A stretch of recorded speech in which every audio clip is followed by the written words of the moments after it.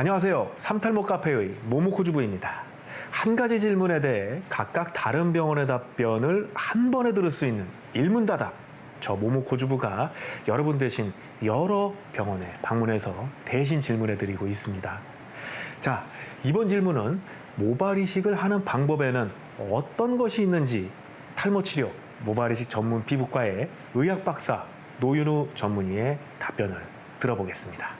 모발 이식이라는 건 우리가 원하는 곳에다가 어떤 머리를 이식을 하는 건데, 이제 이식을 하려면 결국 이제 이식을 그러니까 모라고 하는 건 우리가 하나의 나무처럼 생각을 하면 되는데, 나무를 심으려면 어디선가 나무를 캐와야 심을 수가 있는데, 그 캐오는 방법이 절개식 방법이라는 방법과 비절개식 또는 펀치 이식 수술이라는 방법이 있습니다. 그건 간단히 말씀드리면, 우리가 보통 모발 이식을 할 때 가져오는 부위, 그걸 공여부라고 하는데, 공여부는 보통 후두부, 뒤통수의 머리를 보통 제일 많이 쓰는데, 왜냐면 거기는 머리카락이 제일 탈모, 유전적인 탈모도 안 오고 머리카락도 제일 많기 때문에.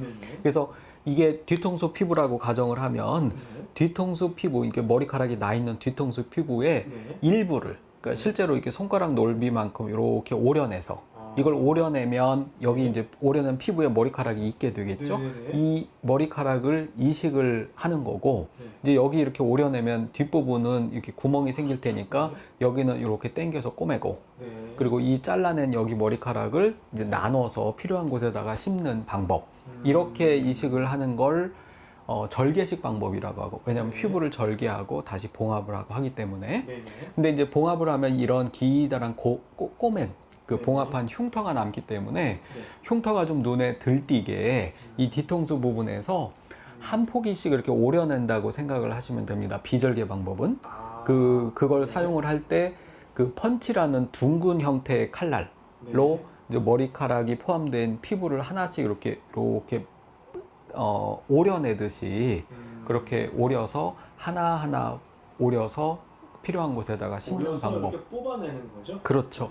오려서 이렇게 한 개씩 뽑아내는 그런 방법으로 이식을 하는 걸 비절개식 방법 또는 펀치 방법이라고 하는데, 이제 그게 뽑은 자리는 머리카락이 안 나기 때문에 자세히 보면 점 뺀 것처럼 이렇게 동그랗게 직경 1mm 내지는 뭐 1.5mm 정도의 흉터가 생기는데, 그게 이제 머릿속에 묻혀 있으면 잘 안 보이니까 남자들의 경우 이제 수술한 후에 짧은 머리를 하거나 했을 때 그 흉터가 길게 봉합한 흉터보다는 훨씬 덜 보여서 그렇게 펀치 방법으로 이식을 하기도 합니다. 두 가지 방법이 네. 있다. 심는 방법에 있어서 심는 방법도 뭐 여러 가지, 뭐 식모기를 사용하는 방법도 있고 슬릿을 이용해서 심는 방법도 있고 하는데, 그건 어떻게 보면 의사들이 이식을 하는 조금 기술적인 문제라서 결과에 큰 차이가 있는 것도 아니고, 그래서 환자분이 거기까지 자세히 아실 필요는 없을 것 같습니다. 네, 답변 잘 보고 왔습니다.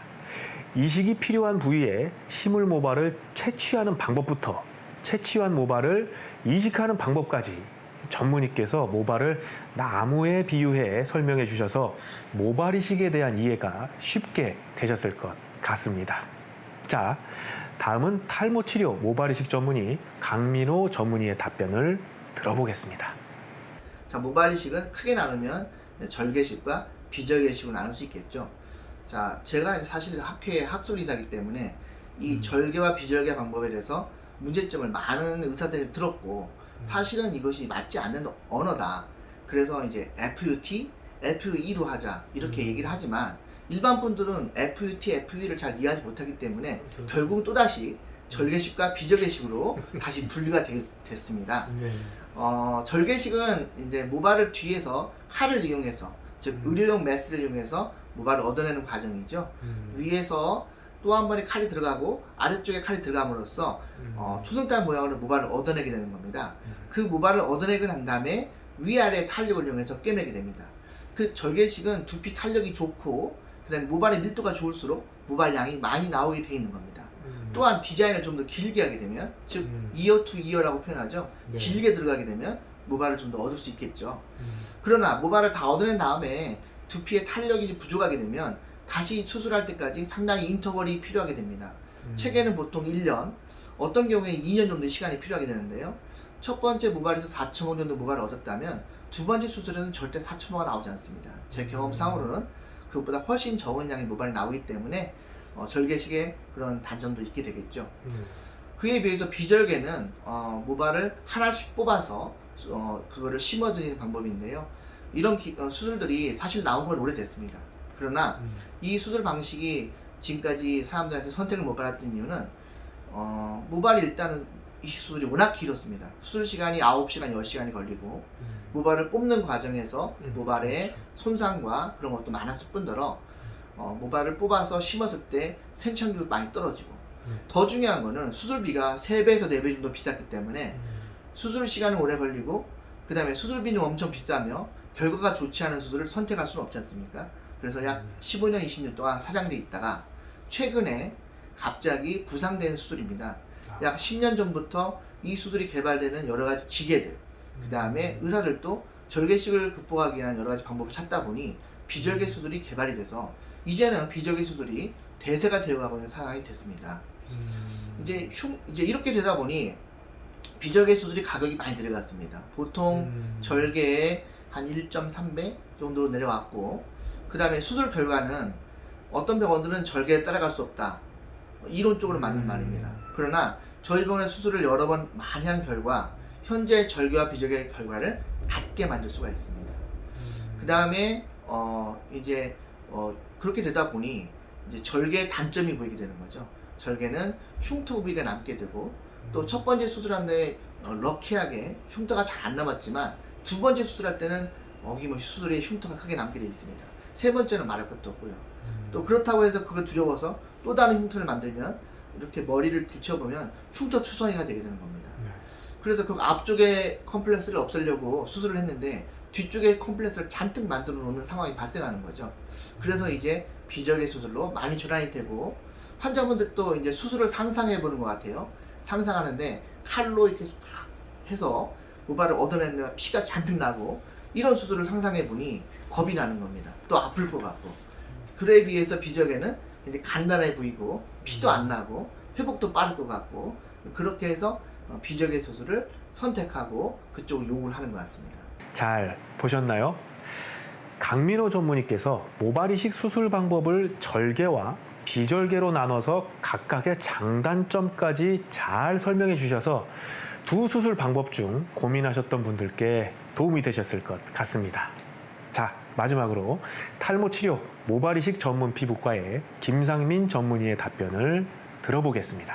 일단 모발이식 수술에는 이제 채취를 하는 방법과 그다음에 이제 이식을 하는 방법, 크게 이제 두 가지 중에서 이제 각각의 방법들을 좀 생각해 볼 수 있는데요. 보통 이제 채취하는 방법에는 이제 절개법이라는 방법과 비절개 방법이 있습니다. 절개법은 이제 뒤쪽 후두부 쪽에 피부를 한 1cm 정도 폭으로 해서 이렇게 길이로 피부를 좀 절개하고 채취한 후에 그거를 이제 모낭 단위로 하나하나 이제 분리를 해서 이식을 해주는 이제 그런 수술 방법이고요. 그다음에 이제 비절개 방법은 뒤쪽에 있는 이제 모낭들을 전동 펀치를 이용해서 하나하나 이제 펀칭을 통해서 이제 뽑아서 이제 그것들을 이제 이식하는 이런 방법입니다. 그래서 각각의 이제 수술의 특징이 있기 때문에 장단점이 좀 차이가 있는데요. 보통 이제 절개법 같은 경우는 이제 아무래도 수술 시간이 좀 짧기 때문에 환자분들이 이렇게 좀 불편한 자세로 있는 시간이 좀 짧기도 하고, 그리고 이제 상대적으로 이제 비용이 조금 덜 부담된다는 이런 장점들도 있습니다. 그리고 수술의 특성상 이제 대량 모발을 좀 채취하는데 좀 용이하기 때문에 이제 모수가 많은 경우에는 조금 더 이점이 있고요.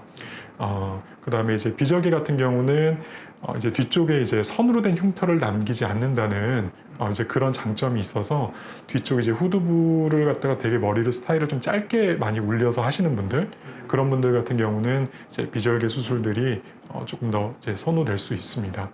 근데 두 가지 방법 다 사실은 다 좋은 방법이고, 또 한 가지가 뭐 좋고 나쁘고의 문제는 아니고 환자분들마다 맞는 수술 방법이 사실은 있습니다. 그래서 그런 것들을 보통 이제 제안을 해드리기도 하고, 또 환자분들이 이제 원하는 두 가지 중에서 원하는 것들이 있으시면은 가능할 때는 이제 그런 방법으로 수술을 해드리기도 합니다.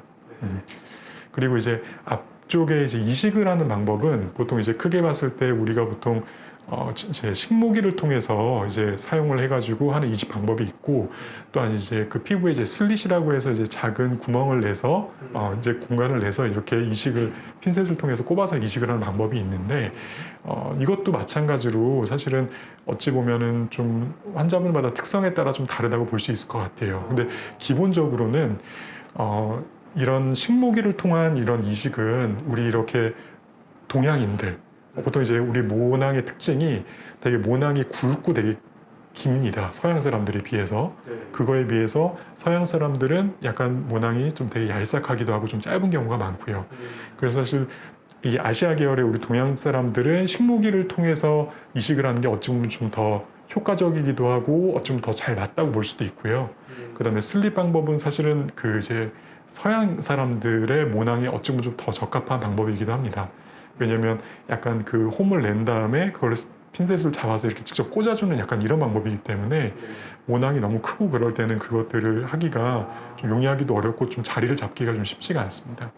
그래서 일반적으로는 우리나라를 포함해서 이쪽에서는 식모기를 이용한 수술법을 훨씬 더 많이 하고 있고 더 대중화되어 있습니다. 자, 모두 잘 봤습니다. 모발이식 수술 방법과 각각의 특징에 따른 장단점까지 이렇게 여러 병원들의 답변을 한 곳에서 보니까 이제 모발이식이 어렵게만 느껴지지는 않을 것 같습니다. 그럼 저는 다음 질문에서 또다시 인사드리겠습니다. 삼탈모 카페의 모모코주부였습니다. 감사합니다.